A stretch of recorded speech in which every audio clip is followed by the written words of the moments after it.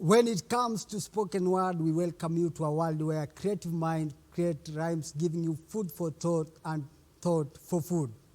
This is Poetry After Lunch, the show that happens each and every Thursday, courtesy of Kenya Cultural Center, incorporating the Kenya National Theatre. My name is Simiyu, but people call me on 0700560904. Na kama kawa manze, tuko na msanii mmoja wa nguvu sana, anajulikana kama Steve the Great, ambaye ametutembelea siku ya leo kutuambia tu mawili matatu kuhusiana manze na this time ya isolation, ya quarantine, COVID maneno, corona manze inampeleka aje kama msanii na anapitia changamoto gani, ama yeye inambamba akiwa namna gani. Mr. Steve the Great, inakuwa aje? Niko poa sana MC Simiyu. Yes, long time no see. Yeah, it has been a while. But at long as tumekutana tukiasi kwa muda pia tukingoja corona ishe. Yes, unajua nikikuwa shule nilikuwa najua a minute is 60 seconds. But vile nilitoka shule nikarealize unaweza kosa kuonana na msee for 1 year and then mkikutana na mwambie it's been a minute. Sijui ni changanue hapo kidogo. I think a minute mtu anamaanisha ni ile moment, like I'll be back in a minute. Sometimes I attended like 2 hours, but so anamaanisha a moment. So ni kitu symbolism. So kwa ground si lazima ikuwe 60 minutes. Si lazima ikuwe 60 minutes. Inaweza kuwa 2 hours. Yeah, 60 minutes sasa ni kama ile ya watch. Ya clock. Manze, imekuwa long time tukisikia pieces zako, na sasa pia wase unaona tumeji-isolate, tuko in pieces. But we kama spoken word artist najua uko sangi piece. Unaweza ukatupatia peace of mind, but usitupatie yote juu tujui shule zitarudi lini. So usitumie akili yote, tupatie tu portion tu kadogo, alafu tutakuwa tunajua ni aje. Poa. Don't ask a lady whether she's dating or whether she's seeing someone. Don't. Just take her out, treat her nice. After that, let her decide whether she's single or not. 2 men were in love with the same lady. 2 guys were dating the same woman. Twin brothers ended up marrying the same woman because both of them claimed to love her. And none of them was willing to leave the woman to the other. So they entered in an MOU to marry the woman. One of the brothers was living on top of the hill. The other one was living on the downside. So the dual carriage highway kind of marriage ensued because they agreed that the woman will be spending some time in one of the brother's house, and after some time she will come and spend in the other brother's house. The marriage continued, and after a while the woman was pregnant. That is where the battle began, because both of the men claimed to be responsible for that pregnancy, because both of them said that they never mind what they said. And so the pregnancy continued to grow. Even though the woman was not called Nancy, that could not prevent her from not getting the pregnancy. After 9 months, of course, she delivered. Both of the brothers, or let me say both of the fathers, each one of them suggested to give a name to the child. After all, it is always a father's responsibility to give the name of the child. One suggested the other name, the other suggested a different name, so they couldn't still enter into an agreement. And the days were also going. And according to the African culture, if you stay for long without receiving a name, that was always a sign of a bad omen. So the woman said, you guys are delaying. You can't agree on the name of this child because both of you claim to be the father. So she decided to call the name Kamau. That was the name given to that child. Even though that was not a name in that community, that was a name that was in another community that was very far, far away. The marriage still continued. After a while, the woman also became pregnant. This time, they said they won't continue with all these tussles because there was possibility that the woman could lose the pregnancy. So it was just silence. After 9 months, she delivered. And this time she decided she's not going to consult any of them the names. She gave birth to a baby girl this time. She decided the child shall be called Mwende, a name that was now familiar according to that community. But after many years, still the battle continued because she would still spend some time in one of the brothers who was living on top of the hill. After a while, the other brother also needed her. But after many years, one of the brothers died. The one who was living on downside of the hill. So she moved with the family to top of the hill. This is a story, the beauty of Kenya. This is the only anti-gravity hills in East and Central Africa. A name that comes as a combination of these two brothers' names. One was called Chalo, the other one was called Mwilu. That's the name of this place, Cha Mwilu. The place that defies gravity. If you put water, it seems to climb a hill. If you have a vehicle, you put it on free gear, it climbs a hill. This is the beauty of Kenya that we enjoy all over national reserves. There is much to see and much to behold about our nation with Nairobi National Park, just 15 minutes drive from the metropolitan, the one of its kind, with the high altitude training center in Iten, Kakamega Forest. We have much you can see, the white sandy beaches. The weather here is very conducive for each and everyone. There is much you can see and to behold, Lake Victoria and other geographical locations. Welcome. Even if you are a tourist and you are unemployed, you can go and work at Kenya Airways and take your career higher. Steve the Great. Hey, Steve the Great. Eh? Hanu mogelea twin brothers. Wakamari. Same woman. Same woman. Maisha ikikuwa loa anacheza huku chini. Maisha ikikuwa fiti anapanda mlimani. So hapo ndio wasewa hapa ili walianzia ama ilikuwa aje? Hiyo ni story tu ya one of the geographical locations ambao ni place ina defy gravity kwa tu hapo Ukambani between hapo Tala na Machakos hapo katikati. So unapata wasewa huko wanashangaa hii story ilianzaje, ni nini place gani na defy gravity. So Charles Newton ni kama hakupita huko. Kuna vitu zinaitwanga wonders of the world. Hizo ni zile vitu zinaendanga against science. Na zinaenda against hizi ma studies watu washafanya. So hiyo ndio I think ni zile vitu zinafanyanga mtu so haizi inamaliza ile hekima uko nayo, knowledge uko nayo. Ndio inazi challenge zote. Manze hapo umeturudisha kwa history kidogo na walisema history repeats itself. So mimi nakumbuka form 1 jua kufuata story ya wasee pia ilifanya nikaanguka hiyo swali ya history. Juu ilikuwa mostly ni kudefine vitu kama what is agriculture.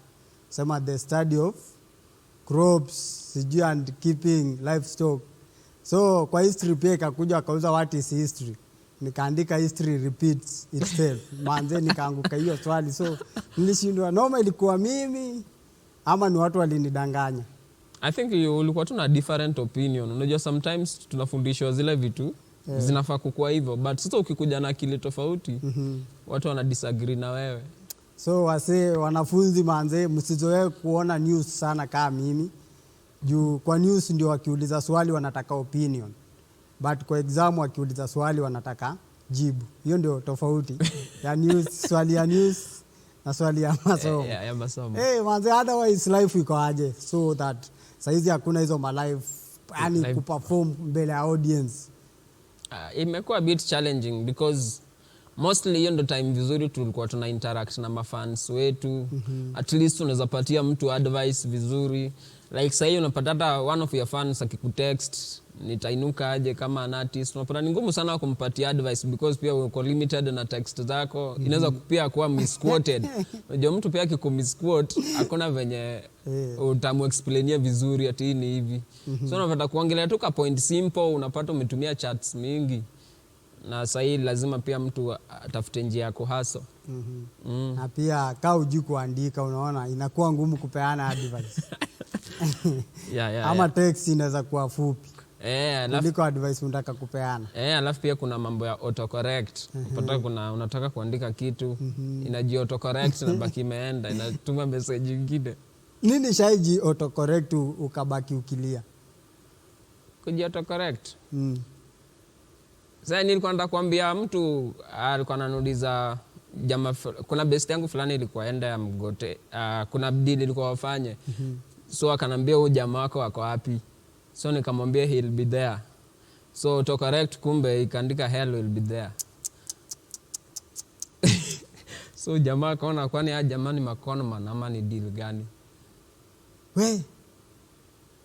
So tujifunze kuandika. Tusitegemee kukorektiwa na simu. Jua utafurahia matokeo. Utafurahia matokeo. Turudi back kwa hiyo piece ulisema. Kuna place ulisema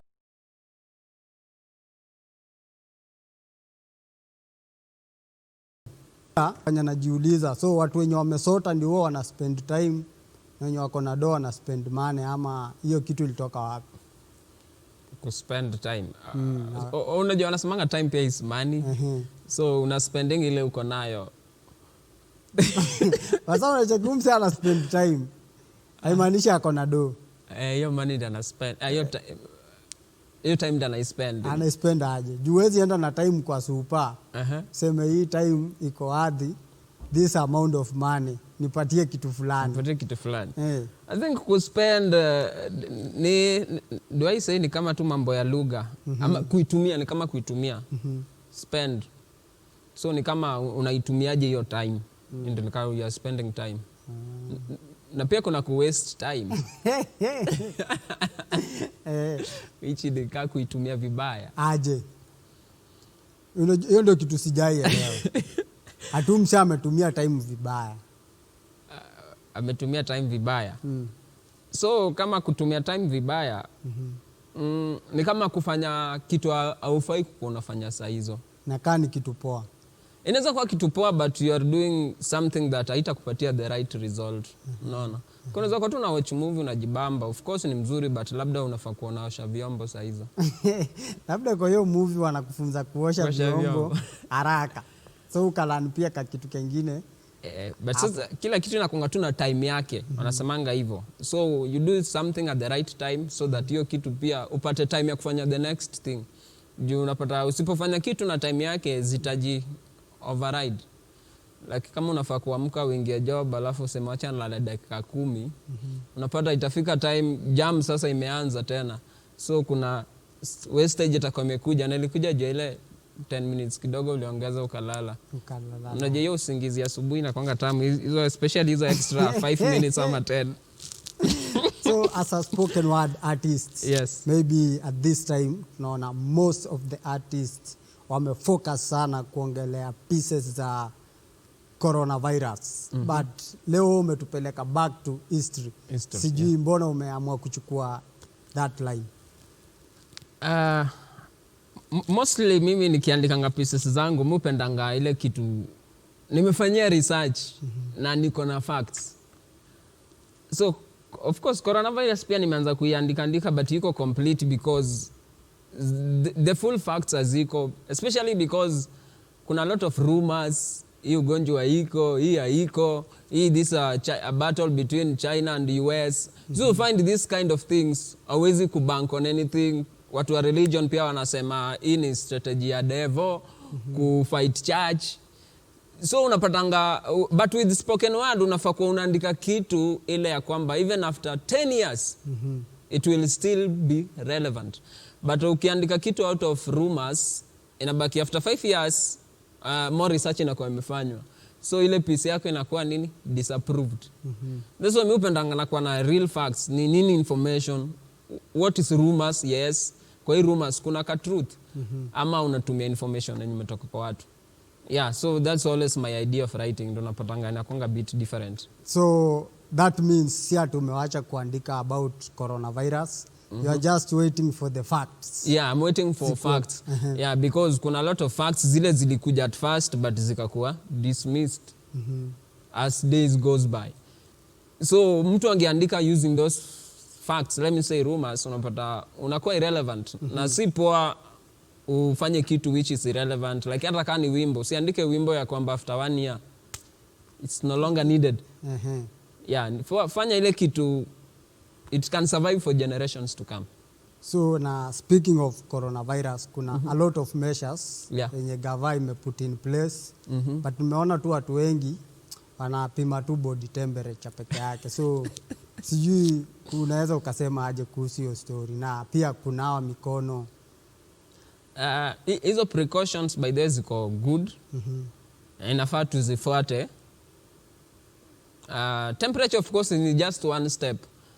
Na hiyo I think ni ya kutafuta culprits wa kwanza juu unajua kunawa na usiponawa mimi sitajua, but temperature yako haitanidanganya. So mdaki kupima tu wewe amfikisha 40. Wewe sasa tunaanza na wewe hapo kwanza, tunakuanzia investigation hapo. Wewe umepata insha yote na composition 40 out of 40%.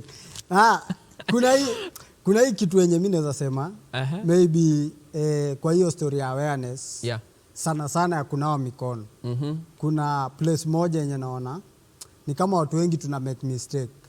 Especially unaona ukienda kama supermarkets, ukienda bank, ukienda kwa duka nini, pale hata mtaa unapata wasee wamenunua hizo tank na ziko na tap. Na tunaona hii tap, wewe ukikuja unafungua mwenyewe, unanawa, then ukimaliza unashika the same place ulishika ukinawa. Na nakumbuka tukikuwa shule kulikuwa na hiyo swali kwa science. Maybe mshaa ameenda akaspray mboga, akatoka kwa shamba, kama akanawa, kamaliza akafunga hiyo tap akakula matunda.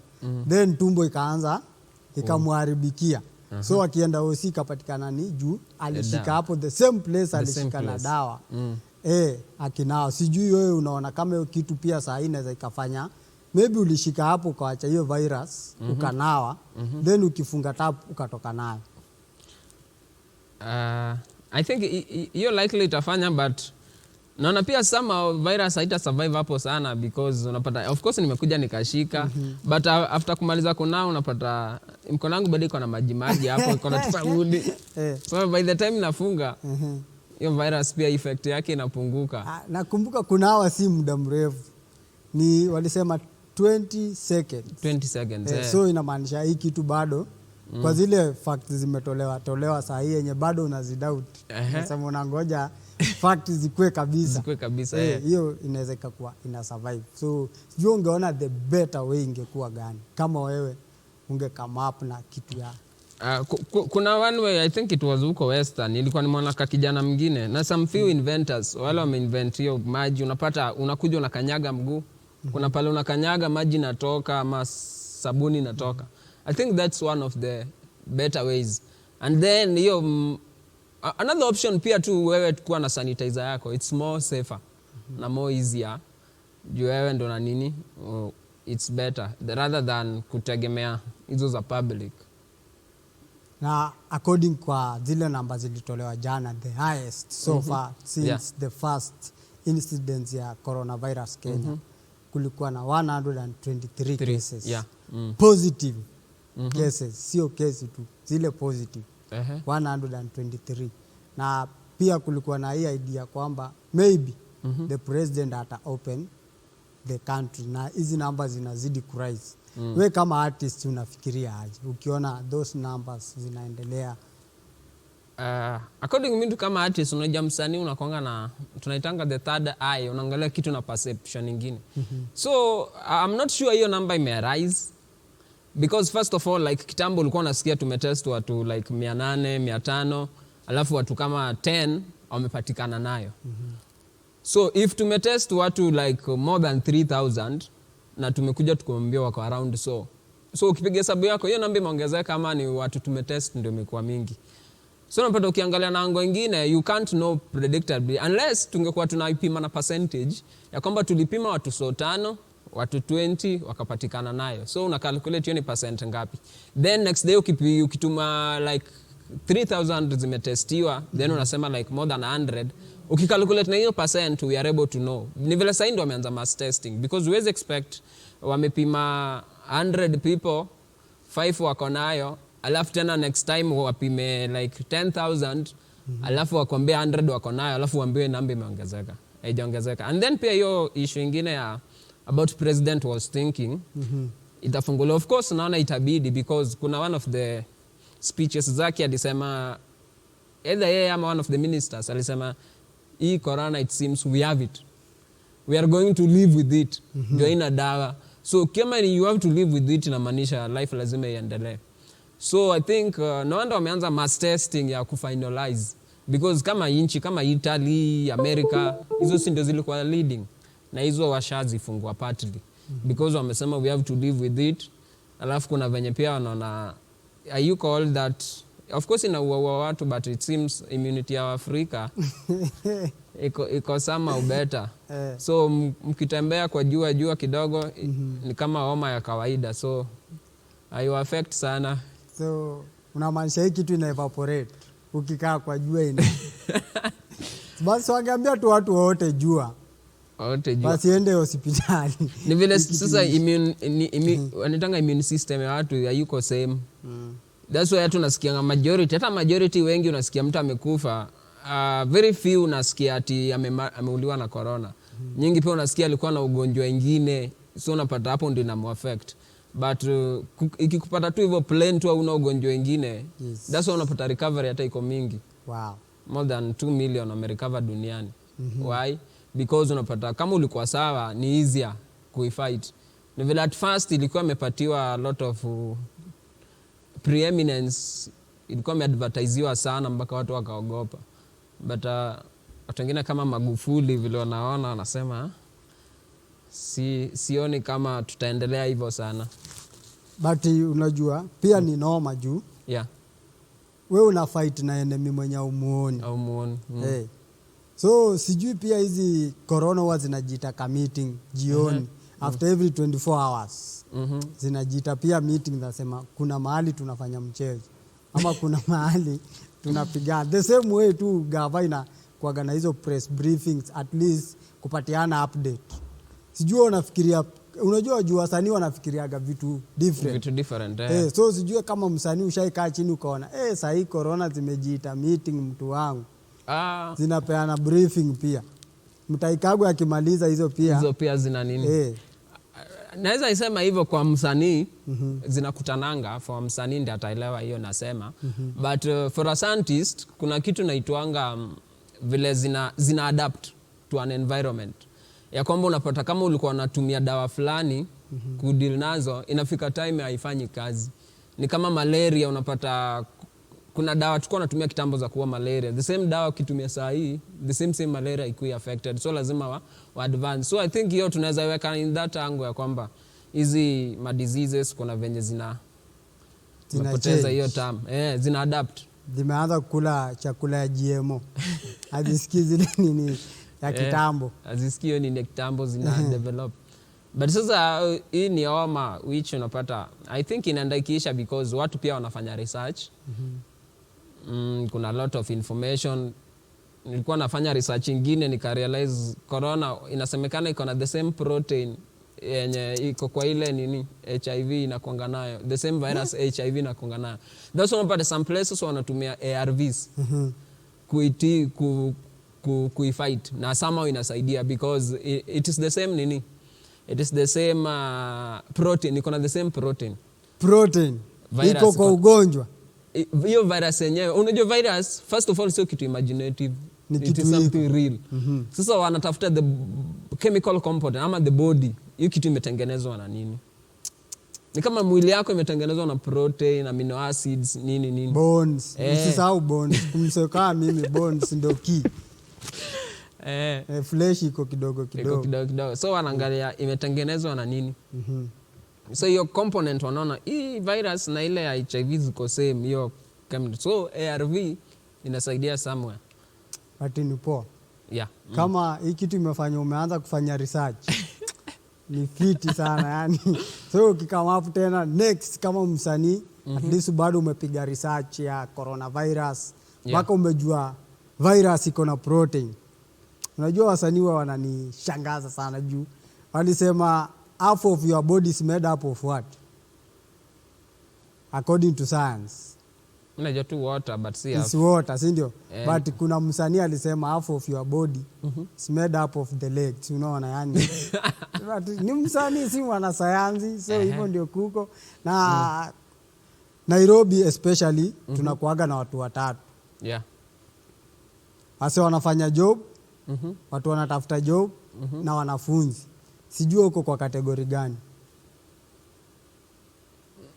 Wenye wanatafuta job, wanafanya job na wanafunzi. Sasa mimi niko kwa wale wanafanya job. Na pia najifanyia my own personal research. So naweza jita mwanafunzi pia. Uko mwanafunzi, uko na nini. So tukamu hapo kwa wanafunzi sana sana. Wamesema shule huenda zikafunguliwa ama isifunguliwe hivi karibuni. Sijui sasa hiyo side ya wanafunzi, wachana hii ya job. Juu bado kuna watu wanasema pia kuwa mwanafunzi ni kazi. Juu kuna kuanga na exercise mnafanya but side ya wanafunzi unaona aje? Shule zifunguliwe, your honest opinion. Kiwewe kipersonal yani unaona aje? Itabidi tu zimefunguliwa with the time. Because first of all economy lazima iendelee. Vile nilikuwa nimesema at first ya kwamba hii virus itabidi tumeishi nayo. Sio unapenda shule yenyewe, unajua ukiangalia shule uiangalia from ango ya mwanafunzi peke yake, utamiss. But hiyo shule kuna cook anafanya kazi hapo. Kuna mtu ana supplying vitabu hapo. Tunakuona sana hapo kwa cook. Kuna mtu ana supply vitabu hapo, kuna mwenye analeta chakula. Na teachers pia wako employed hapo, principal pia wako hapo. So unapata shule ukiangalia na ango zote, ukiangalia with only ango ya student utaona isifunguliwe, but ukiangalia wale watu bado wanaitegemea utasema waache ifunguliwe once tumerealize corona we are going to live with it. So tusiangalie na anko ya mwanafunzi. Juu hiyo itakuwa right anko. So speaking of that, tupatie tena kapisi kengine kamoja, alafu tutakuwa tunaendelea na Anthropology is the study of people's culture, their way of life, and their system of belief. Menelik, the firstborn of Queen of Sheba, went in Israel to say hi to his father Solomon. And in the midst of the confusion, he took the Ark of the Covenant and brought it in Ethiopia because he knew its value. And nobody was able to conquer or to colonize Ethiopia because the Ark of the Covenant defended that land. Welcome to the world of Rastaman. Jah! Rastafari. Almighty I, the King of Kings and the Lord of Lords, Lord of Mercy. You don't know? Those are the titles given to Haile Selassie, the Emperor of Ethiopia who ruled from 1930 to 1985. His original name was Tafari. Ras meaning ruler, leader, or chief. It all began with words of Marcus Garvey, the prophecy. Look ye to Africa, for there your king shall be born. The Africans who were taken as slaves in the Caribbean islands of Trinidad and Tobago and Cuba and Jamaica were waiting for the fulfillment of this prophecy. So when Selassie took over, they knew he's the savior, the lion of the tribe of Judah conquering Babylon. After all, he is the descendant of King Solomon and the Queen of Sheba. For apart from Solomon giving the Queen of Sheba royal gifts, he also gave her what he felt she needed. Thus, the three movements of Rastaman began, the Boboshanti, Nyabingi, and the 12 tribes of Israel, which were there to serve the Trinity of Rastaman, which had Jah, Haile Selassie, Marcus Garvey, Emmanuel Charles Edward, without forgetting the messenger of Jah, Leonard Hornwell, who bought 5,000 acres of land in Jamaica at St. Thomas and built a pinnacle for the Rastaman. In 1966, Selassie went in Jamaica to meet this movement of people who knew him as the savior, as the Most High. The airport was filled up to the brim because they wanted to meet their savior. He said he was willing to offer a place back in Ethiopia. He set aside a place known as Shesheman for any African who was interested to come back to the land of promise. Because to the Rastaman, they knew Africa is the land of promise. So Rastaman stands up and shouts, why? Why settle for an island when you can own a continent? After all, it's the dream of every Rastafarian to conquer Babylon, a system of society that makes you think too much and feel too little. A system that destroys Mother Nature, replacing our natural habitation with factories that release smoke. The water that was always good for drinking, now it's only sewage that is flowing there. The lifestyle of a Rastaman. Let's begin with the dialect, the word I. Rastaman uses the word I for identity. So instead of saying me and you say I and I. The word message has no I, but you put I somewhere, so it becomes message. The word, or you can use the alphabet W. You say knowledge. Instead of come here, you say kuomaya. Dreadlocks. A symbol of fighting oppression. Motivated by the Kenyan Miao Miao who are fighting for the independence. Dreadlocks can't grow in a thinner mind because anything a Rastaman does gonna leave the legacy. The colors of a Rastaman. The green that represents vegetation, Mother Nature. Life revolves around Mother Nature. Red that represents the blood that the Rastaman sheds as he tries to fight and to conquer Babylon. Gold that represents the sunshine or the enlightenment that Jah brings upon his people. And black, of course, for the black supremacy. Because Rastaman is not interested with the white man's God. Rastaman believes in black supremacy. Rastaman is a vegetarian. He doesn't take alcohol and doesn't smoke cigarette. And to all those who are taking alcohol, Jah gonna whip them. Ganja, marijuana, cannabis sativa, bang. This is the hub for the healing of the nation, meditation and anti-depression. Why? Why drink and drive when you can smoke and fly? Weed is different because this is the plant with the most oxygen. Adam and Eve ate from the fruit and the destruction came on earth. Maybe things would have been different if they would have smoked from that plant because that fire is the purifier. Rastaman, as he meditates, because ganja is for the meditation, the religious ritual. He wants to marry. So he has options, Chantel, Bibiana, Daniela, Joanna. So as he meditates, he just be marry, Joanna. But I still have a question for the Rastaman. Why is it when a wise man is pointing to the moon, the fools are always looking at his finger? Why is it that different religions have different gods, yet they have the same devil? And if God didn't want us to eat meat, to eat animals, why did he made them with meat? If you find a sunflower that has grown in a dark place, will you trust it? You can't get that. Of course, it begins with understanding, overstanding, then the Rastaman on top. For Rastaman never dies. And if he dies, he never rots. And if he rots, he never smells. Steve the Great, like I tell all my friends, work on your attitude. The rest of the things we can negotiate, but not your attitude.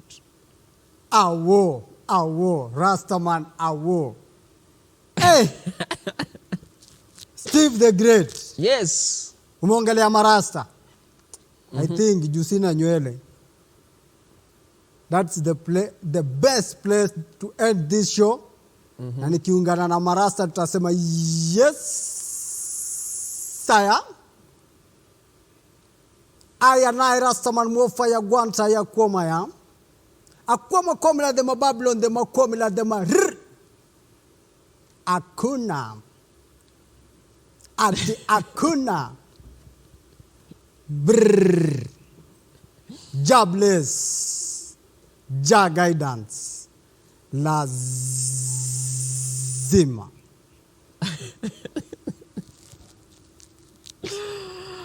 Oh. I say come, Elijah come. come and ban the ball. Worshippers come, Elijah come. Come and ban the ball. Worshippers. Yes. Tell me, in which way shall we come out of Babylon? In which way shall we get our second liberation? It doesn't matter in which way. All this will come when the vehicles of truth must be liberated. Yes. I feel going crazy when I lie down on bed, thinking of the innocent life and souls we lose every time reality political war. And my heartbeat seems to storm, and I can't seem to stop inside my bed. Every time I see the image of the ballot box, and I ask, sister, does election mean war? I say no, blood.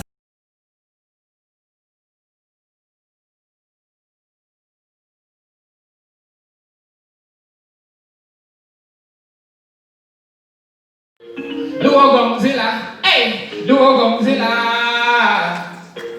Duo Gongzilla, hey, Duo Gongzilla.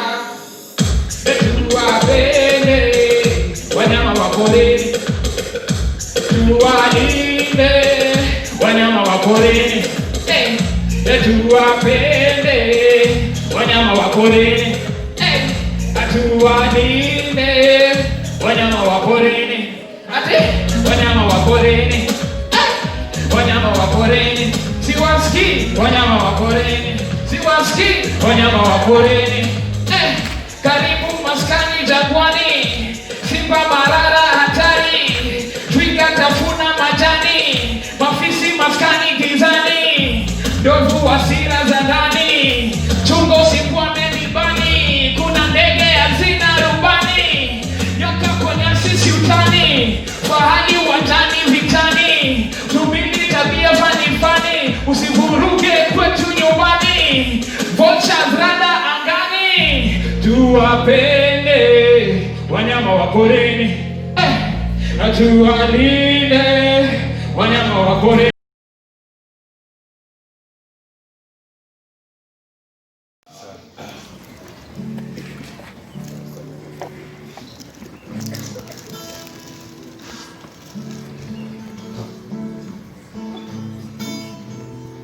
Mwanzo asubuhi na mapema, jua limewaka tuna hema, kazini lazima uwezi epa. Mwanzo asubuhi na mapema, jua limewaka tuna hema, tumo katika harakati za kuzivuka, za kulivuka. Wanagenzi waweza takane, wao wanajile dawa ya uchungu, jumuika, burudikana, ukasibuni, makinika. Ila tunasema, wazalendo kusikia, Wakenya tusiwe nyuma, taifa letu kinuka, viongozi wa heshima, na wito wametoa, wewe sikosi mwalimu, dawa ya kushika. Watumani mama taka, Mwalimu kila yeye haona fari, wasio maarifa njooni, elimu kama bahari. Mwalimu ndiye rubani, wanafunzi wasafiri, wewe sikosi mwalimu, dawa ya kushika. imani mama taka, wazazi wadabu sana, watoto peleka shule, kwa shule si hasara, wapeni kipaumbele, akili zao kumara, taona matunda tele, wewe sikosi mwalimu, dawa ya kushika. Heri na walimu wenu, baraka toka mbinguni. Tayarisha funzo lenu, elimisha darasani. Furaha riboni yenu, kufaulu mtihani. Wewe usikose mwalimu, yeye dawa ya ujinga. Serikali kuhimiza elimu bure kutupa, na mwalimu yaongoza usaidizi kuwapa. Mayatima wahimiza watasoma wameapa. Wewe usikose mwalimu, yeye dawa ya ujinga. Mwalimu mpe heshima, elimu sana futi, asubuhi na mapema, darasani bila siri. Kweli ye baba na mama, kwa wote hata daktari. Wewe usikose mwalimu, yeye dawa ya ujinga. Sadakta.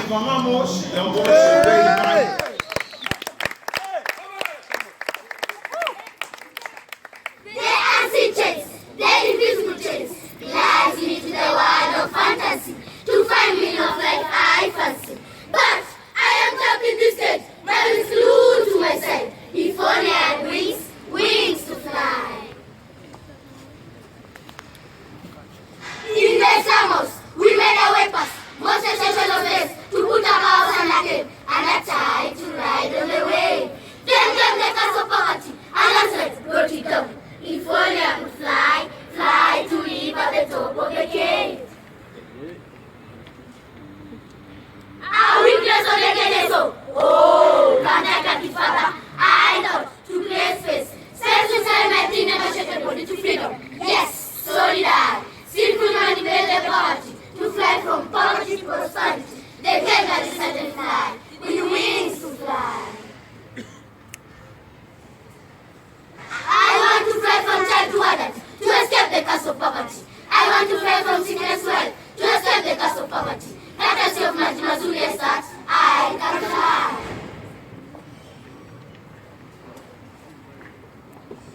Paint me, my teacher, a picture of my future.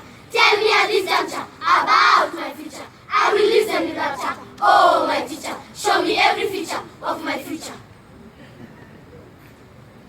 Send me, my teacher, the wings to my future. Make me learn what my efforts will return. Hold my hand, guide me in, let me walk the path my life is worth. Show me, my teacher, what is all in my future. Show me the beauty of my future beauty. Then I will paint a picture with no stain, a future perfect picture. Show me, my teacher, the colors to paint my future. I will paint a doctor picture or paint a lawyer picture with the colors from you, my teacher. Help me paint my future, my respected teacher. She gives you her number. You remember, she's brown to the sun. She's one bottom. She's one bottom. I live so glossy and I eat so bounce. You fed this last and fed this last. You fed another, you did not surrender. You gave her a call at night. Told her she's beautifully bright. That her outlook was so nice. So she didn't right. You fed this last and fed this last. You fed another, you did not surrender. You gave her a date, told her get my perfect mate. She opened her gate. You went in. You got the tires and all the lights. Scatter your seats. Mission complete. And number delete. Days later, so someone better than the last and the last. Do not forget your own. Man in attendance of every pregnancy. Firing shots. Hitting the target, the deck of the attacker. Leaving the hand to rot in the jungle. I really get the gamble. Since it's so, you must sleep. Will there be a time when men will have no stomachs? That's what one moment, as their seeds lose more weight. Chase and attendance of a chosen few, having life on a daily stream. I know. Self-help and encrypted, little private and confidential, but behind the white board lays a black board. Since you so, you must sleep. Will there be a time when thoughts will change and time will revenge? Freedom is a responsibility. Life has a dignity. Lift the left. Fix the misfits, clean the black sheep, welcome home the prodigal son. Tell to the seed, let it terminate, do not terminate as God as a word. Do the math, be proud of the aftermath. Since it's so, you must sleep.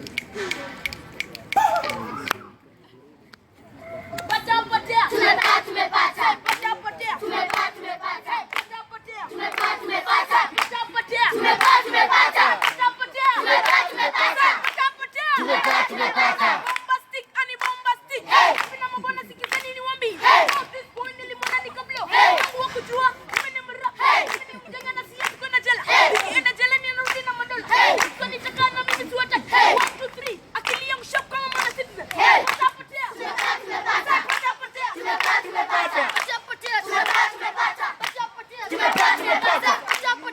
Moja mbili tatu unaruka chama tatu. Hey, yangu tatu kama soli ya viatu. Hey, matatu unapenda vitu tatu. Hey, F4G, kuna Big G na wapenda Farida. Hey, sini wasita wacha nini wasaba. Hey, unawaka uji dingo maker. Hey,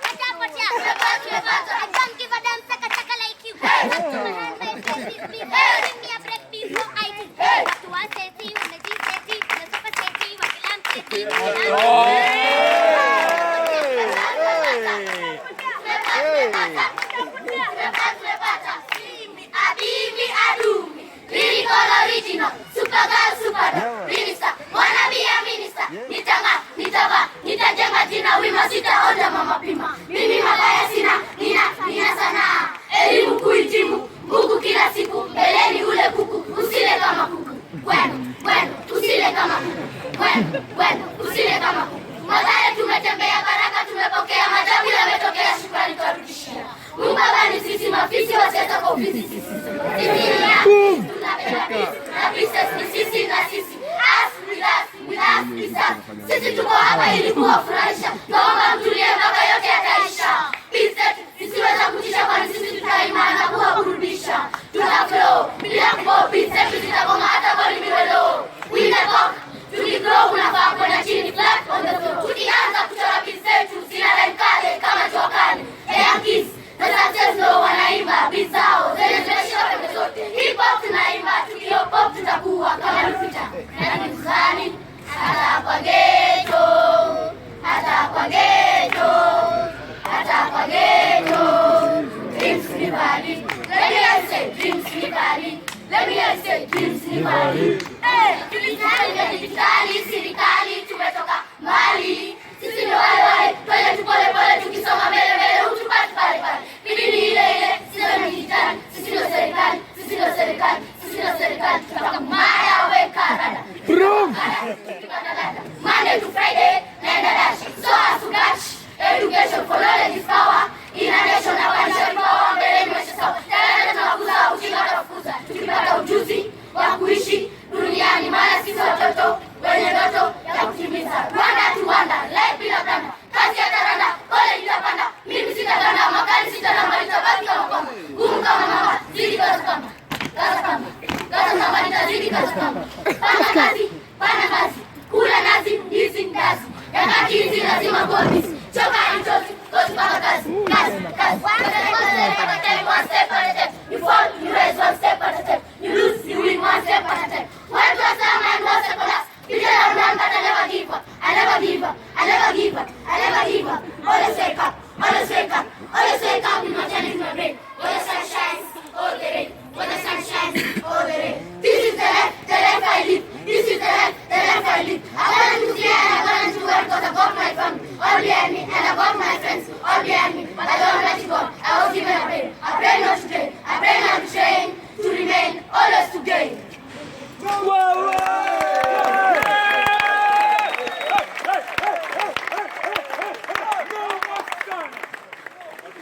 Praise the Lord. Amen. Praise the Lord again. Amen. Praise the Lord. Amen. Today we are going to read the book of John 3:16 that says, "For God so loved the world that He gave His only begotten Son, that whoever believes in Him shall not perish, but have everlasting life." This is God. Must believe in God, the Father Almighty. Hallelujah.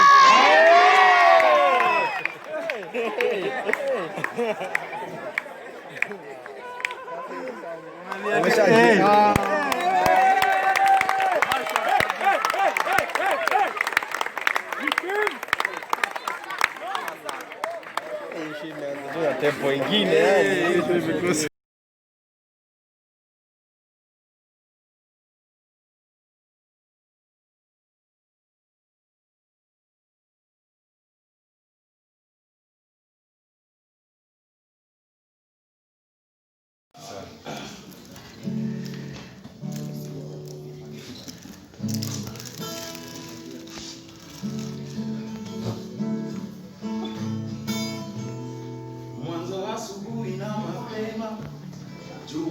limewaka tuna hema, kazini lazima uwezi hepa.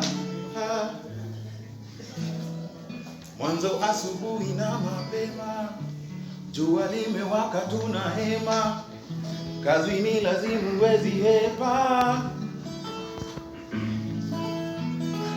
Sema mpendwa, sema unachotaka. Are you a member or you waiting on the other side?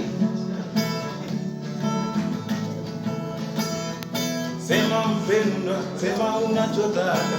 Are you a member or you waiting on the other side? Awachomani ya mama taka, imani ya mama taka. Amani tunataka pa, amani tunataka pa.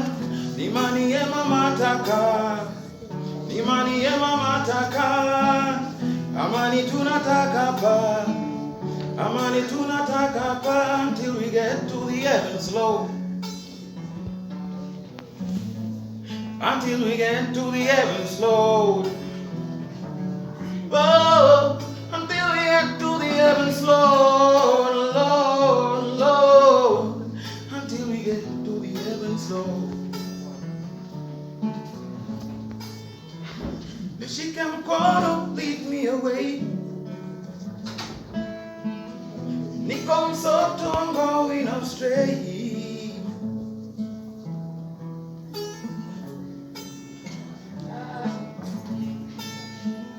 Nishike mkono, lead me away.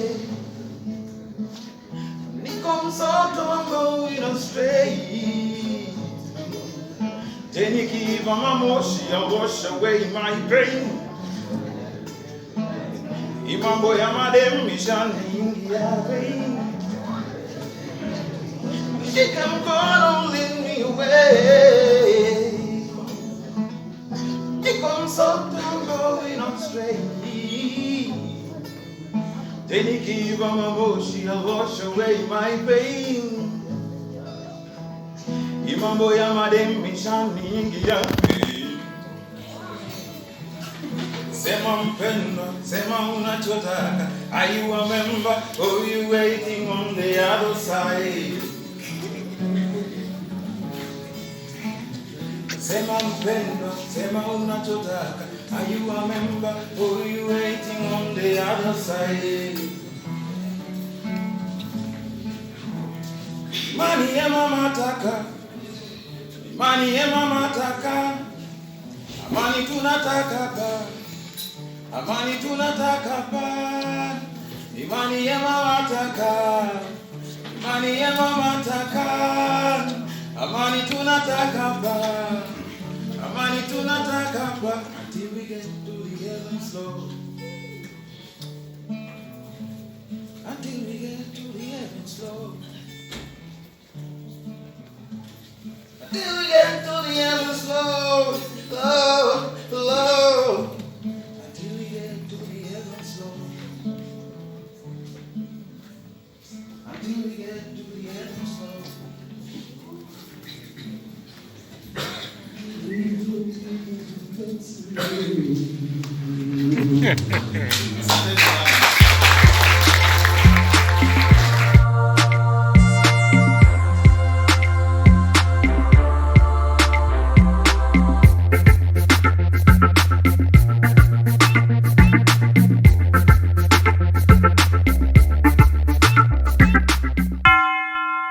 Hatutaki kusikia mtu akitetea mwenzake, ati mtu akiiba anasema ni kabila langu, ni dini yangu ambaye inadhulumiwa. Mali ya umma inaumia. Mali ya umma inaumia juu kuna human beings wanaidunga na umma, wakiuma bila kuihurumia, huku wananchi wakilia haki yao inalisha wachache, wakati kilio cha njaa kinasababisha tu mada. Oh yes, ni moda because bila chakula, they have to put a quick full stop to the innocent lives zikiamshwa from coma. Stakeholders now wanacheka tukistangu na strong thoughts, delicious meals zikiroll like boulders down the wrong tracks. Yes, waziri, mjue mko kwa notice. From office and home, ufisadi na grow strong, oh yes, much stronger than the fear of being caught looting public funds like it happened to... Excuse me, nisisikia unanitaja hapo bwana. Wewe uliiba peke yako, chukua msalaba yako peke yako.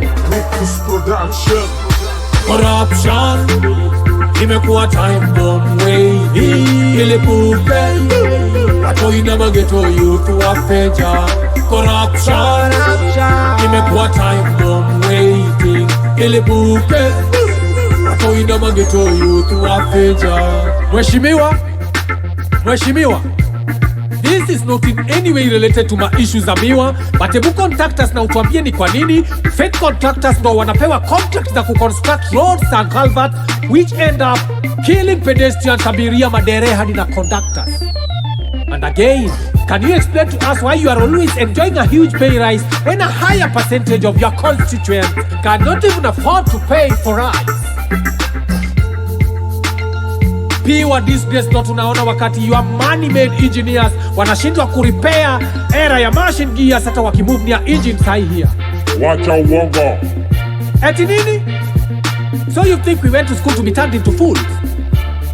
You've not even realized that we already know that the interviews you hold for the so-called job opportunities only favor those whose inner views are hotter than lava. Oh Lord of mercy, pesa ya kupatia mayatima tiba zinaenda kufacilitate pressure ya mayai na tiba. Sasa wewe ndo unasaidia rais kumake vita dhidi ya ufisadi iwe rahisi. Corruption imekuwa time bomb way ilipuke watoina mageto youth wafeja. Corruption imekuwa time bomb waiting ilipuke watoina mageto youth wafeja. Taxpayers wanna keep viongozi extremely entertained kwa vio gozi yao inakaa richly maintained with an allowance haiwezi allowance ya pia in the common man's menu. And that's why we are in this conversation, sir. Hello? Mheshimiwa, are we talking? Ongea tunasikia. In one statement, can you explain to the masses how you manage to go around calling yourself statesman wakati wananchi cannot even afford to change their states, man? Oh, you know. There is nothing like how I know, sir. Can you tell the whole world what you expect a kid to grow into? Akigundua kwamba whatever ameshinda kidhani ni mwendo wa panya gizani has always been the hands of his parents eating in darkness what is meant to be his fair share. Wadiwe ni nani? Yani mheshimiwa, umekula mpaka ukasahau sauti ya common mwananchi. Anyway, sometimes you really get upset with you rulers, especially when you choose not to be as straight as geometrical set rulers. Na ukumbuke, tujasahau ile proposal iliindicate wengi wangefaidika, lakini baada ya kupitishwa, amount ya grant ilipeanwa ilifichwa kasiri ya diko na napatek lika gizani. Then bei ya pen moja ikatuacha tukibea pain pamoja. Hebu tuungane, unganne iwe so that we can show the whole world that together we can bring down corruption. Corruption imekuwa time bomb way ilipuke watoina mageto youth wafeja. Corruption imekuwa time bomb way ilipuke watoina mageto youth wafeja. Corruption imekuwa time bomb way ilipuke watoina mageto youth wafeja. Corruption imekuwa time bomb way ilipuke watoina mageto youth wafeja. Na ndivyo tumesema hii mambo ya watu kuiba mali ya Wakenya, haki ya Mungu itaisha katika taifa la Kenya.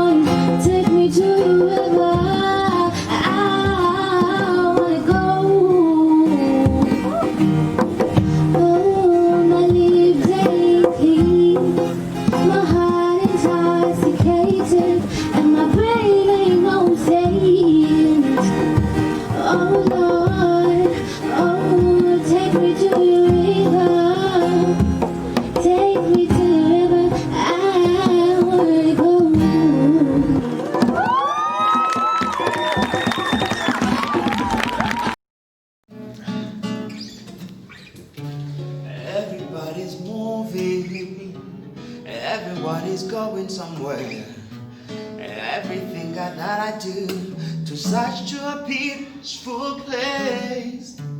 Humanity always been moving from one place to another, always been searching to a peaceful place, to a place where there is less stressing and chores. Migration, who's a migrant? Migration, who's a migrant? Of late, thoughts of death have been close in my mind, but only hope is keeping me alive, and on empty stomach, bare skin, bare foot, I write. Blisters hurting my hands and feet, and onto them more blisters piling up, new wounds every day, and like acid, my sweat has become burning up my skin for in every drop of excretion, and on my right hand is a pen. On my left, my hand holds still the paper wet from the flow of my tears. I write.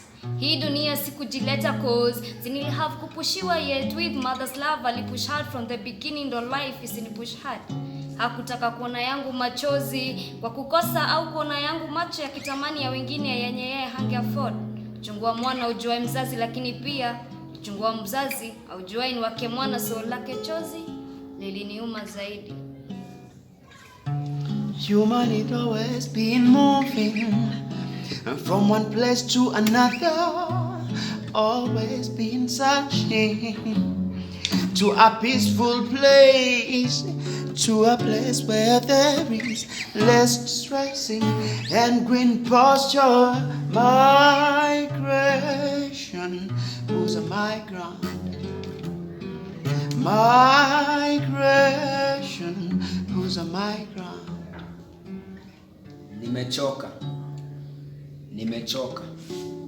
Nimechoka na therefore nimeamua kutoka huku maisha inanichoka.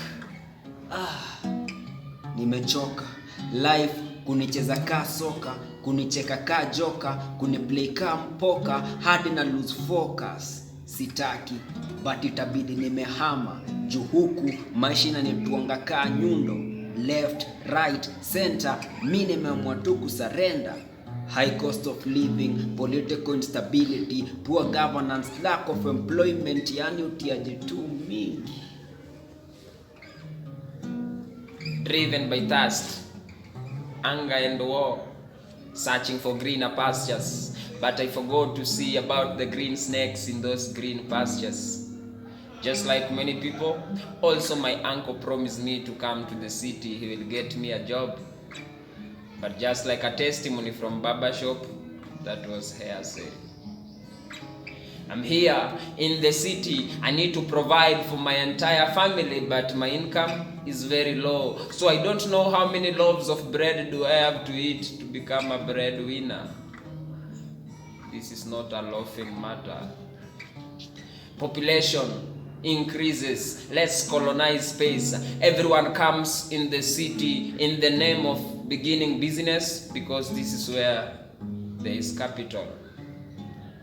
But all in vain. Government services have been concentrated here at the city, so people have to move from one place to another. Unfortunately, too many mouths to feed, but the cake is not enough. Some move because of schools, others move because of wars. I am looking for my inner peace, migrating to a better place, migrating to find a peaceful place, migrating to find the lost wisdom, migration. Who's a migrant? You see, shule sikuwa a material, lakini si average wanzana A na humalizana E. Nisamee siku kumake proud kwa my last exams, but nilitry na siku give up. From the village after the big fish, kutufurusha ati ancestral land yetu ni yao, na ati zetu tetodisi halali za mpya ndo legit na cause walikuwa na titles. Si tuli have to move in the city, tukaingia with hopes of a better life, tukangangana na putting food on the table and pay bills. Najua mama haikuwa enough na iliniuma kila time ningeona wengine wakidrive, yet wewe ulirauka mapema and at least pay toshe kwenda na kurudi. Locally pesa ziku rhyme na kazi, so ka pastoralist, greener pastures nilitafuta, foreign country nikafika, and in the name of a good paying job.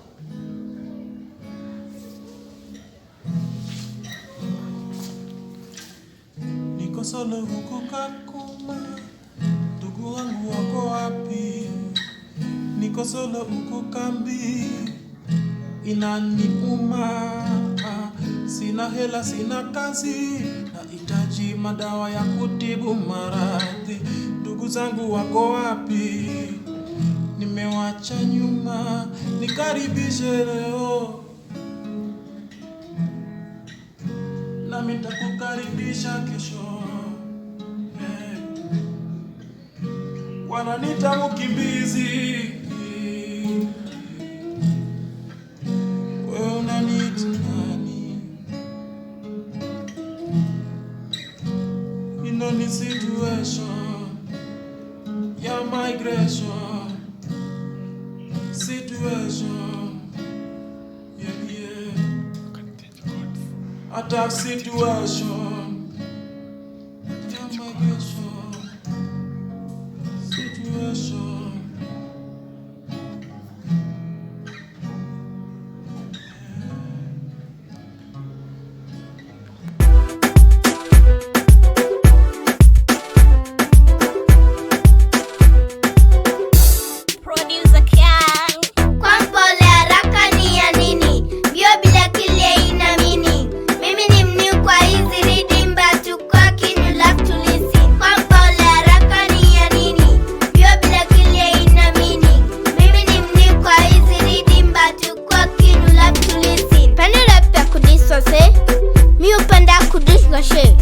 Spend pia kutaka fame, but mi upenda kunese fame.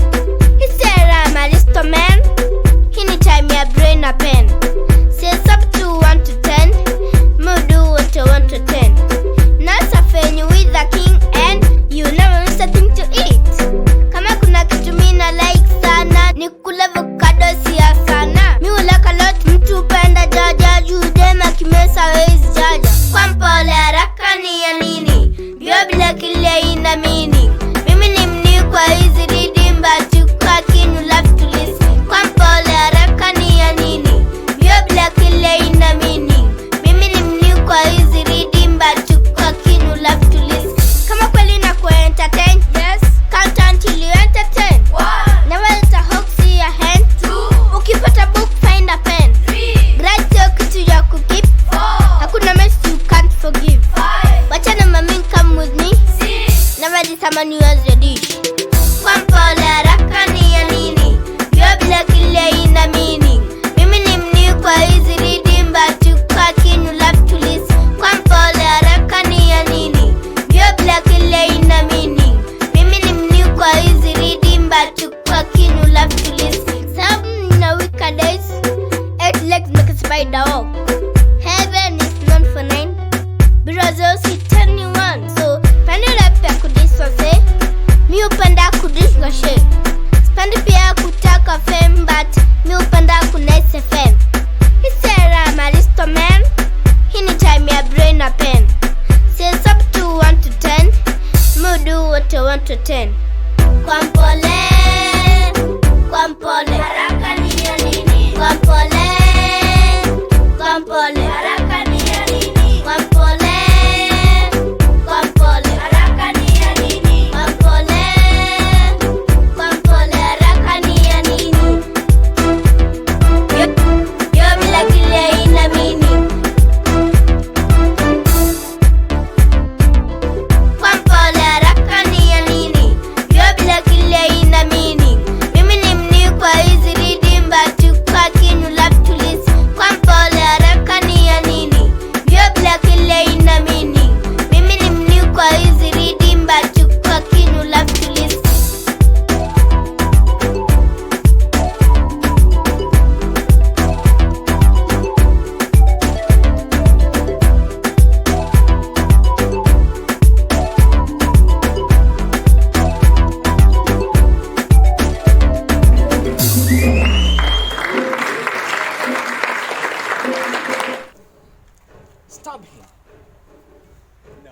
Take a gun instead, pull the trigger, let's stop him.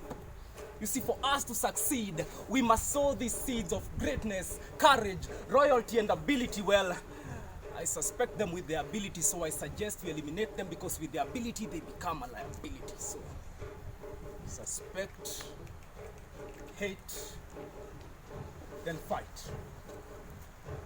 The word. That word that was born into minds and souls of mankind. The word that determines the kind of person you are. Character traits you pass on from one generation to another. You see, since time immemorial, I have always been your problem, but you can't see that because apparently I have somehow managed to frame it on you. How? Ask me. I make A feel like B is the problem. So B feels like A is not letting him be. So B try to prove to A that is the apex predator in this food chain, and the chain goes on and on, causing anger, pain, destruction. People die. No lie. My strength? Tyranny of numbers. Because independently I'm non-existent. But with you, mankind, no one can dispute my existence now. I pledge my loyalty to divide nations along tribal lines complexity. My readiness and duty to defend the flag of tribal superiority where mankind chose bloodshed over peace as first priority.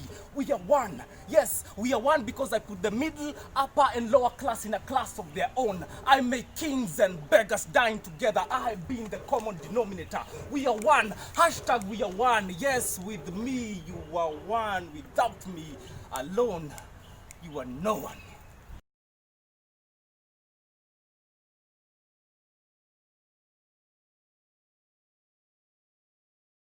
I'll be free.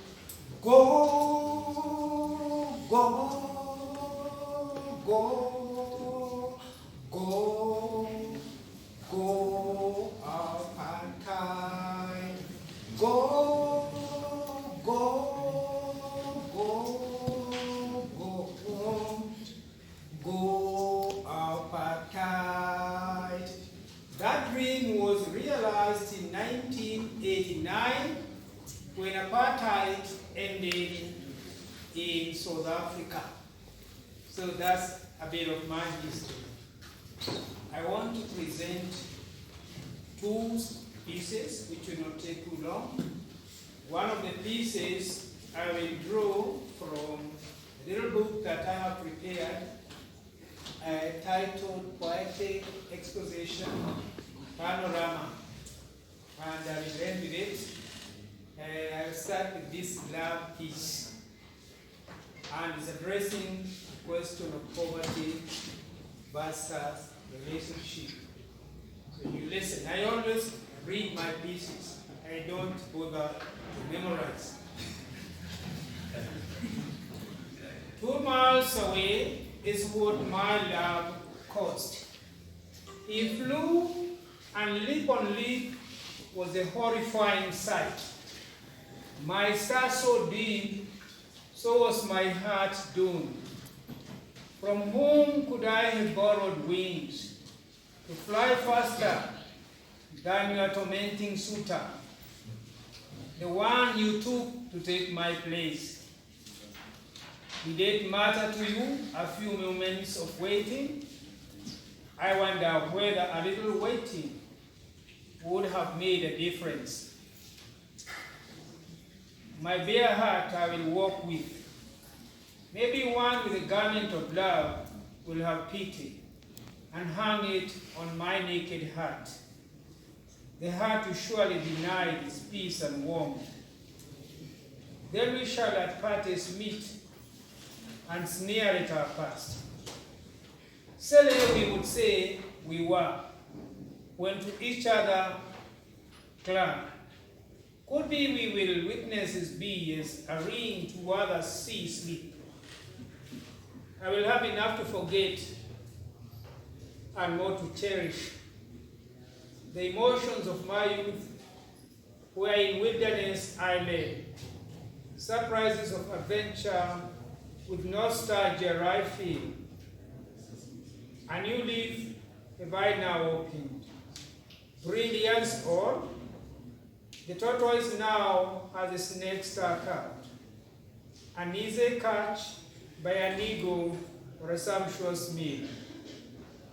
I do not rue the mile, for in a while I will smile. Thank you.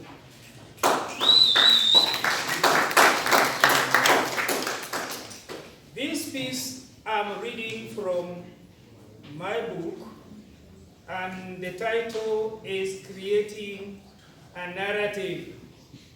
And recently we had some incursions in our country, attacks from various parts of the country from terrorists.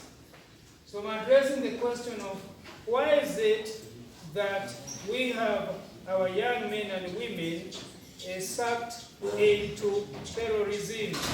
Our minds are normally pushed into that direction through some kinds of narrative, which I want to discuss in a very short while.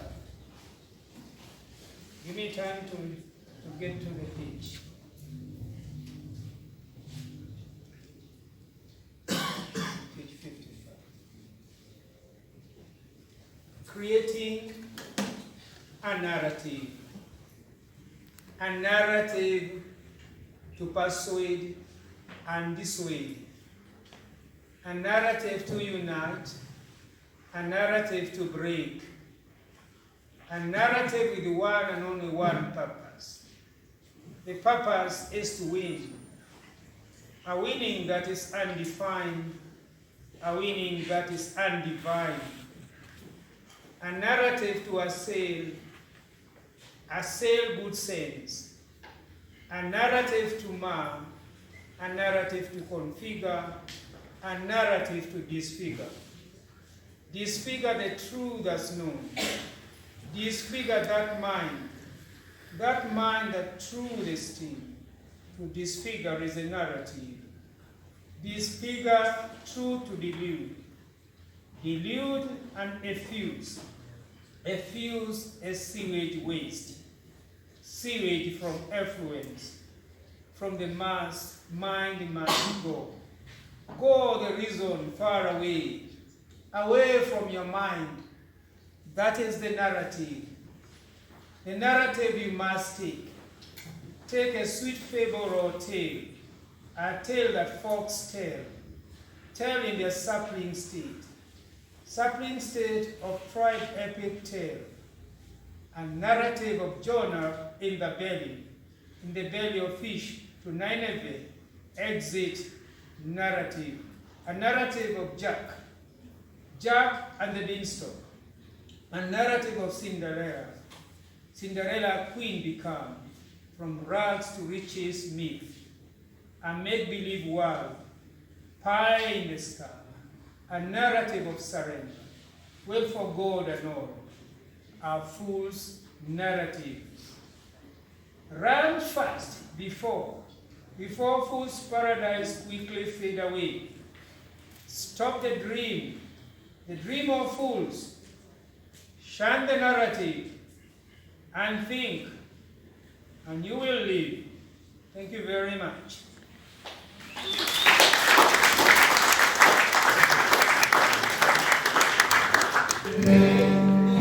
So let's stop getting the lions.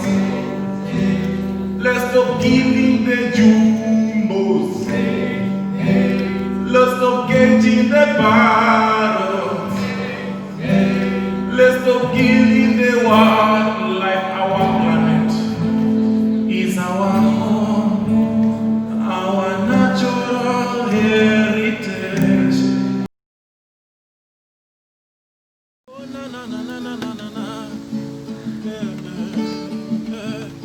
Wachaneni na shitoni, rafiki zangu ebu nipeni sikio. Wachaneni na shitoni, shitoli ni rafiki mzuri ukiwa na noti na kama hauna umuoni. Shitoli anapenda sana sitori, shitoli ukimuomba uwaga atoi. Ni afadhali akesheba, ajali familia yake omi kilala njaa.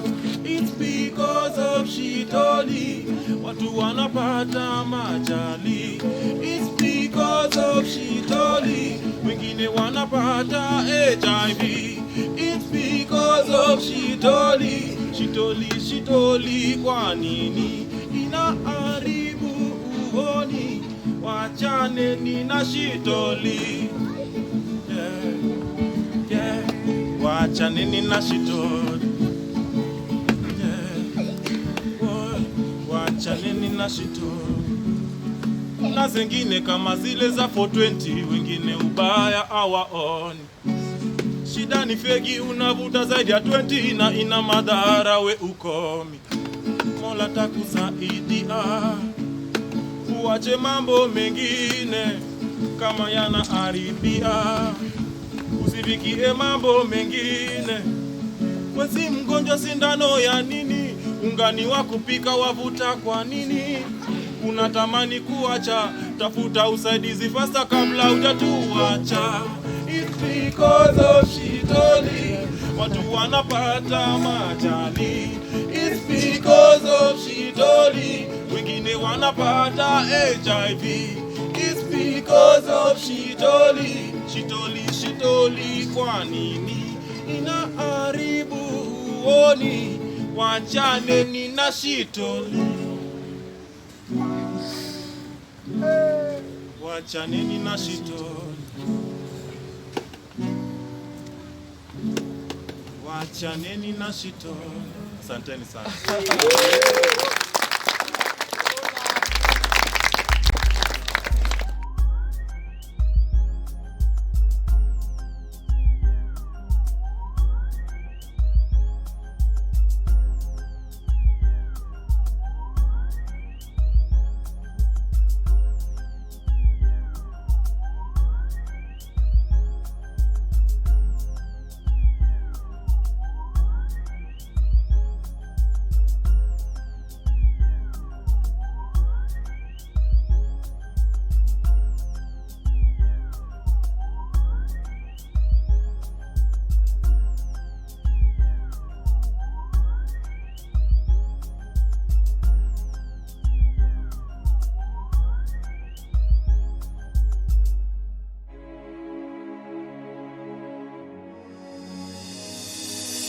Whenever I see Tony march with a long gun on his tiny shoulder right on our TV screen waiting to be given an assignment of death, I remember the last day he ran into a strange car that sped off with 3 of my other friends, Peter, Paul, and Joseph. Whenever captives of terrorism, I see Tony march simply because of the website that became the highway to being recruited as forced combatants fighting as agents of violent extremism. It's painful, but I got to talk. Tell it out to the world that kids will not allow being turned into terrorists. No, not even arsonists.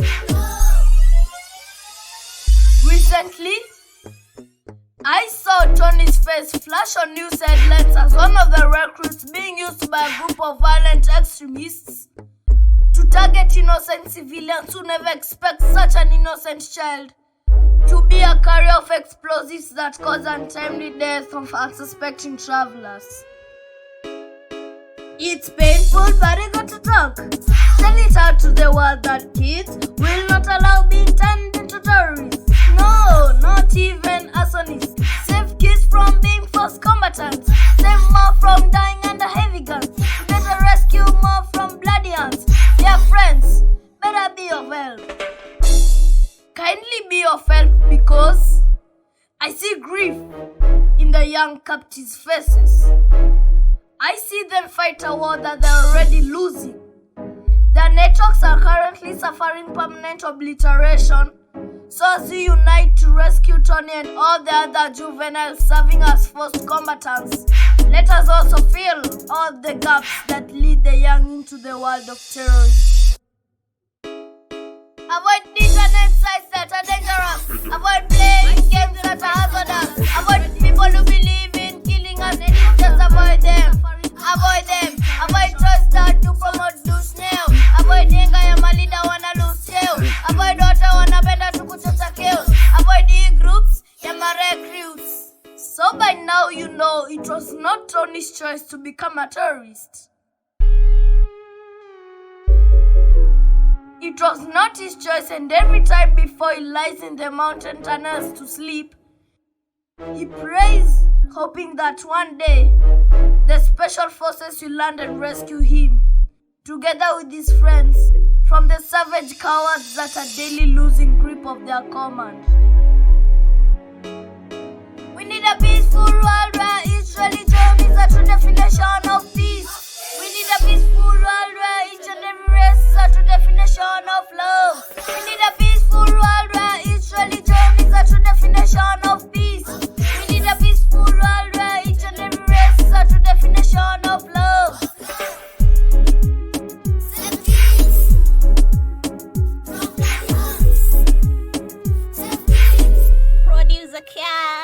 Save kids from being forced combatants. Save more from dying under heavy guns. We better rescue more from bloody hands. Dear friends, better be of help. Save kids from being forced combatants. Save more from dying under heavy guns. We better rescue more from bloody hands. Dear friends, better be of help.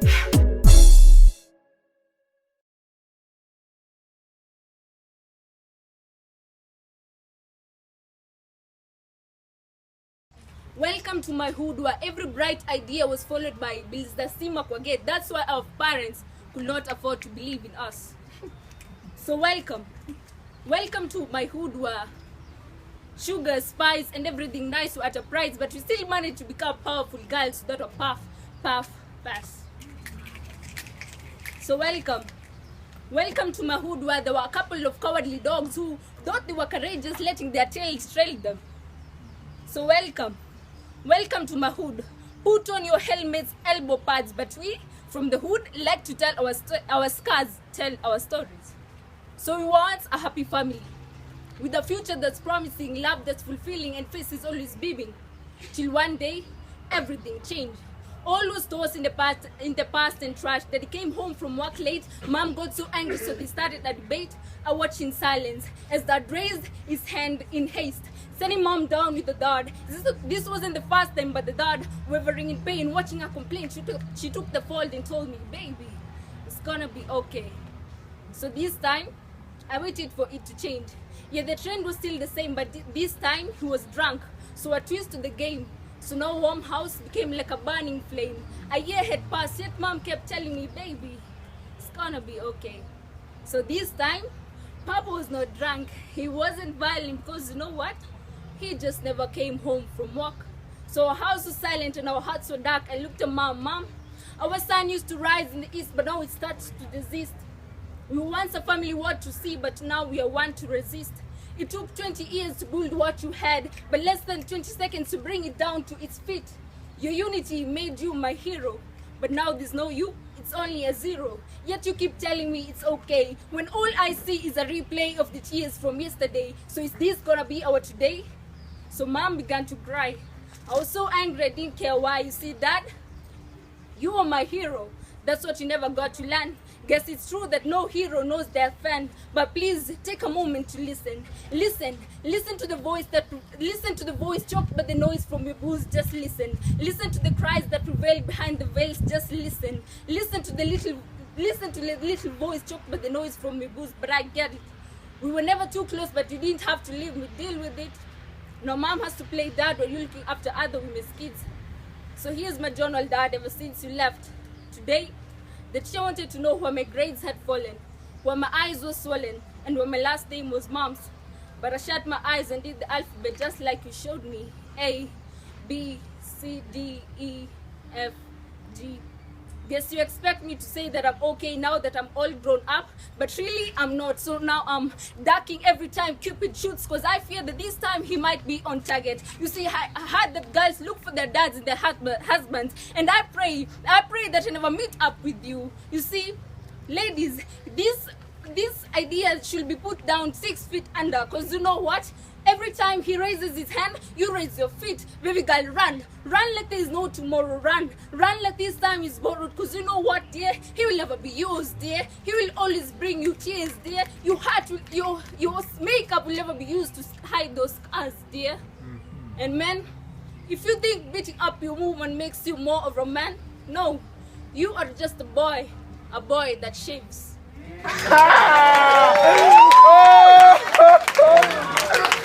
Calm on my face is an ongoing scene. My skin is on fire. I burn from within. On the red corner, ni thoughts zangu. On the blue corner, ni thoughts zangu bado.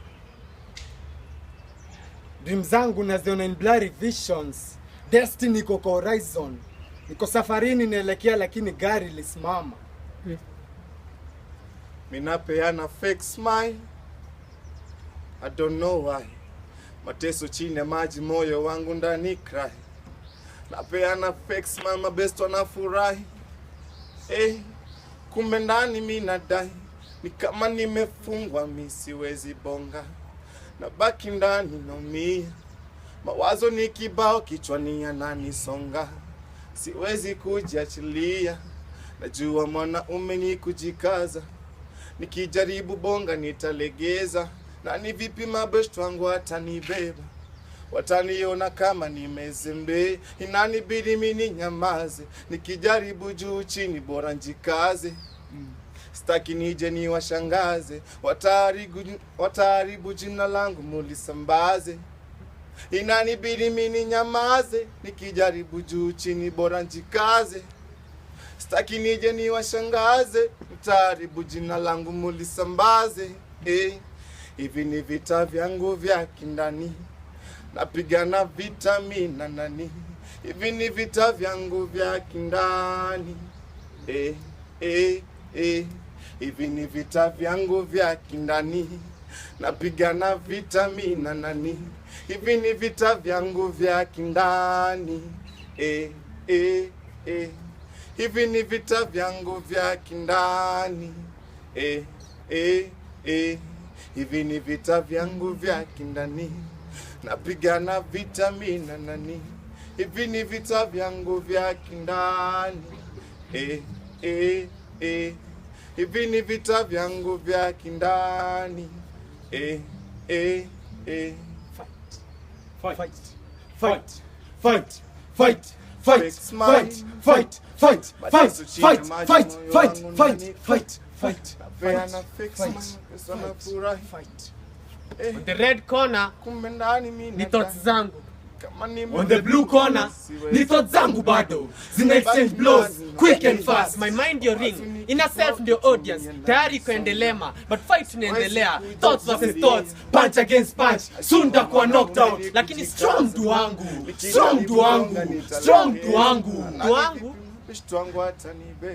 Siwezi shiana Taniona kama He battle na fight alone till the end. Punching gloves, ishageuka rifles. Ina emotions, ina aim against each other. Niko badly wounded lakini shots fired. Shots fired. Hapa kuna ceasefire. Na shoot till the last bullet. So natumia smile ka bandage. Kucover up zile date niko nazo moyoni. Kuishia normal life ndio imekuwa my bulletproof. Ndio wasi notice. But my mind is a crime scene.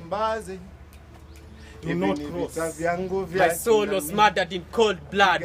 I'm a dead man walking. Strong to wangu. But na give life to others through my deeds. Cause sitaki afike place nimefika. Kushare smile in public, but kushare tears in private. Niko at peace with others, but inner self iko in conflict. It's a war zone. Nuclear weapons about to be launched. I'm a emotions. Stress is take cover. Bitterness is on the front line. Anger may call for backup. Loneliness may restock. Dilemmas is on their marks. Ready to fire. Strong to wangu. Rage no sniper. Silence the marksman. Hivi ni vita vyangu vya kindani. Minapeana fake Solitude to army. One man army. Minapeana fake smile. Na battle alone till the end. Lakini napigana vita mimi. Hizo ni za kindani. Hivi ni vita vyangu za nje. Nimeshikilia kamba mkononi. On the red corner ni thoughts zangu. On the blue corner ni thoughts zangu bado. Zina exchange blows. Quick and fast. Strong. Strong. Inanibidi mimi nyamaze. Nikijaribu juu chini bora njikaze.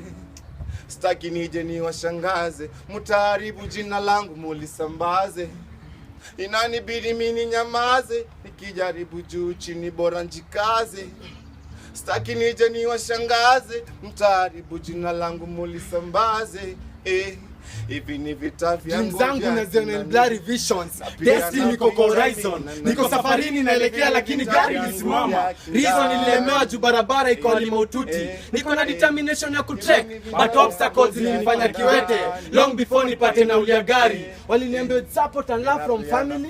Mtafika, but what's a man to do if family is a phrase, just a phrase. Juu love ilipoteza meaning, so ni kama ku left, juu I did right, but all my rights ilikuwa abused. What's the use? As a lone ranger nilizoea pain, juu kielezea shida zako anakucheka. So nikalan kujikonsole na lika, juu prophecies za babu zilikam to pass. Aliniambia dunia itaharibika, juu roho za watu zitavunjika. Ni juzi tu kafiri aliongezewa cheo, huku mwandani wa dini alikusingizi watoto wake walifukuzwa chuoni. Chanzo ni kukosa karo. Hata fedha za chakula ni nadri kama kuona ndovu ikitaga mayai. Anakufa kwa njaa, huku watoto wa kafiri wakilemewa kula juu tumbo ishajaa. Na isha chakula inatupwa kwa jala taka. Najua njaa, siko written all over my body, so naficha na nguo navaa. Naogopa kuitisha usaidizi kwa mzazi, juu stress ako nazo staki mzigo impunguzie uhai. Nimepitia barabara ya makaa moto na thorns, bila kiatu na red carpet nilikotoka. So usiniambie nikuonyeshe scars, juu ni pain nataka kuforget, pain nazidi kuregret. Pain nataka kuforget, pain nazidi kuregret. Demons in my head, so nasafa huku mtaani kingoja mali mbali ya ufuo bahari ambako mwisho onekani. Demons in my head. The calm on my face is an ongoing scene. My skin is on fire, I burn from within. I'm in the darkest, deepest place one can travel alone. A solo journey filled with struggles and growth. Thoughts begin to eat away, makes me want to end it today. Cluttered mind, cluttered thinking, it's hard to keep in touch with what's happening around me. Inanibidi mimi nyamaze, kijaribu juu chini bora njikaze. I'm sorry, but I just can't see. I can't see because the worst enemy is not my life, but inside of me, makes me want to end it today. If I turned around and walked away, would you notice I'm gone? Would you even care? When you look at me, do you see the smile on my face? Or do you see the tears I fight to hold inside? I try and try to ease the pain. A fallen effort with no gain. The calm on my face is an ongoing scene. No one will save me. On the red corner. On the blue corner. The red corner is that vision. Destiny for horizon. Niko safarini naelekea lakini gari lisimama. Hizo nimelemea barabara kwa mtutu. Tena determination na kutrek. Stop fire.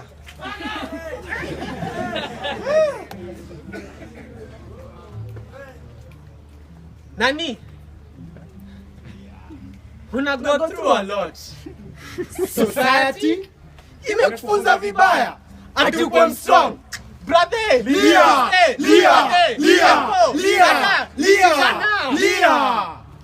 Shed your tears. Speak to someone. Jiachilie. Sisi Africa.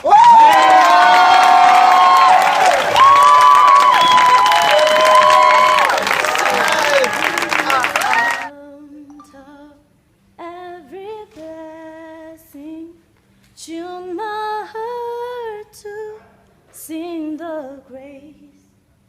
Springs of mercy, never ceasing.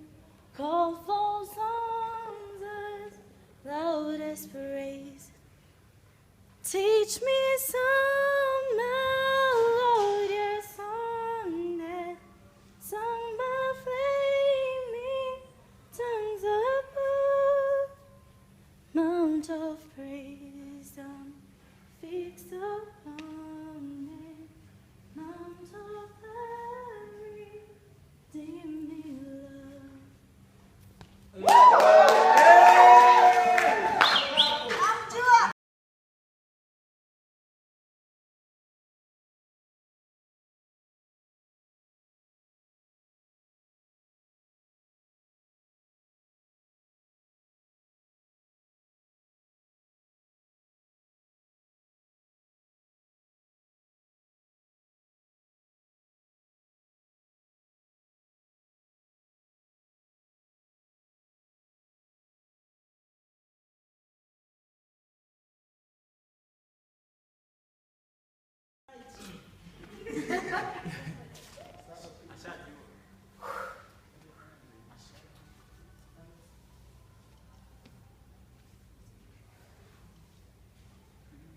of a boy. I know of a boy, rough his kind, little are his words. I know of a boy young enough, say about 3 years old, 10 years, 13 years old, 27 years, 16 years old, a little boy known to his feelings, caged to his thoughts. With pen and papers, he savages as body and blood of Christ to us, the Christians. I know of a boy who's lost in the future but lives in the reality. I know of a boy lost in the future but dreams of reality, lives in the past and sees days as minutes, hours as seconds, so he's 27, but we could as well say he's 17 years old.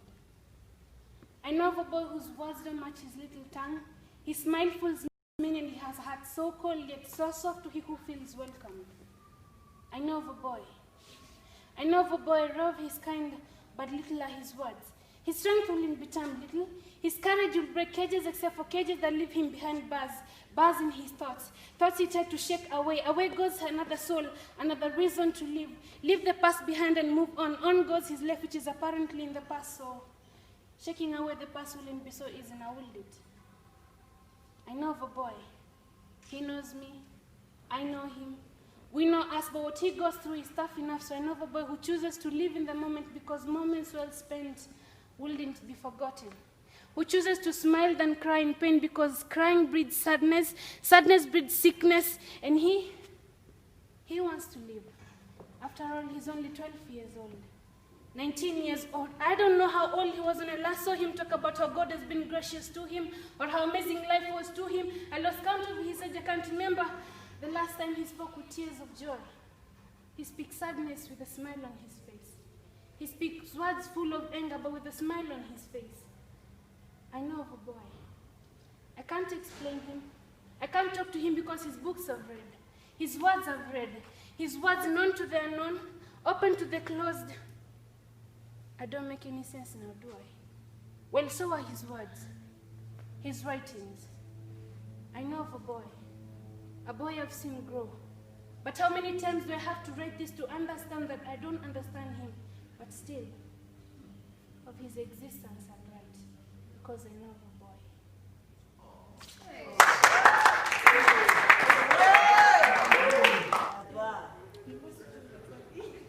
Nina watch lakini sina time, na browse kwa net but bado na feel symptoms za malaria, na baada hizo posture zao mbovu kuchoma picha wanaanza kuimba oh sipati picha. Na ni funny venye Chebukati na Chiloba watasema wamekosa form wakilalamikia boredom. Hivyo ndivyo funny msoeza spirit akisema amekosa that spirit of working. Moment of silence kwetu Kakamega waliposikia niko kuwa nafanya kazi nilimwaga unga. Na best yangu fulani anaitwa Norman kwanza kujichocha baada ya kusikia Norman is an island. Kenya wajui hadi uchimblich aje ukiniudhi bado mtakuweka blacklist. Na dunia imetupa focus kuona future na ngoma hazina future. Designer alishuka. Hamjamuona na dread lately. Nyota ndogo silence kwetu Kakamega. Nyota ndogo kujua kali moto sana inanichoma. Kaza mwendo kwa hii safari. Buti yangu imesha grip so na slide funny. Mkristo na backslide mali hakuna matope funny. Dunia imetupa focus kuona future na ngoma. Na usishtuke maybe Musa alikuwa na shida macho akaona George Bush akichoba na chomeki akasema muona bani ngushinye chomeki funny. J Alpha kaza mwendo kwa hii safari. Buti yangu imesha grip so na slide funny. Mkristo na backslide mali hakuna matope funny. Wash your face, put on some makeup. Na usishtuke maybe Musa alikuwa na shida macho akaona George Bush akichoba na chomeki akasema muona bani ngushinye chomeki. Take up responsibility of your son. He'll be looking up to you in the future and say, you are not only my dad, but you are my hero. Transform nations, man enough to take care of his family, take care of his siblings and fellow young men. She once said, real men don't hit and run. Real men stay when there's hit and run. So what have you learned, young man? To be responsible, to take care of the ladies. But first, if you have to take care of the ladies, they have to take care of themselves. If they don't take care of themselves, who will? Tumeimbia mama sana, I want to dance with my father again.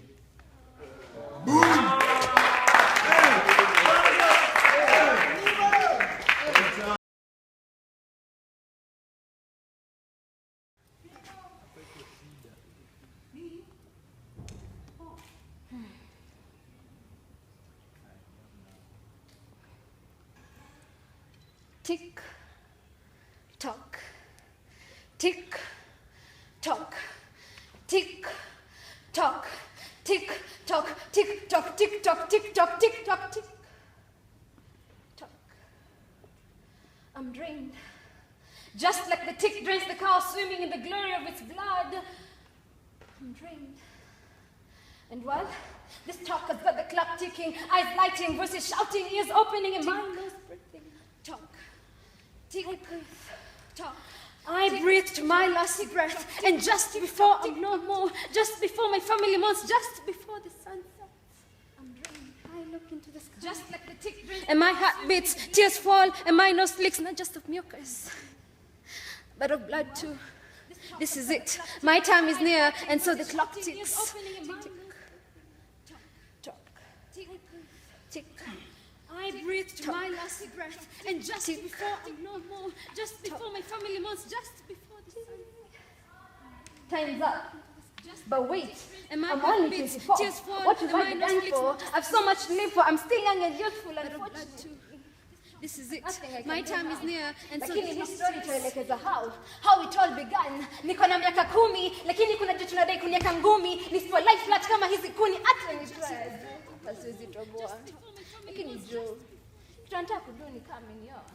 I'm scared and in pain. There's a hole now, a hole in my heart. I'm thankful. I've so much to live for. I'm still young and youthful, unfortunately. My time is near, and so hii story tuelekeza how it all began. Niko na miaka 10, lakini kuna jitu nadai kunieka ngumi. Nisipo life flat kama hizi kuni. Welcome to Argentine on Sunday.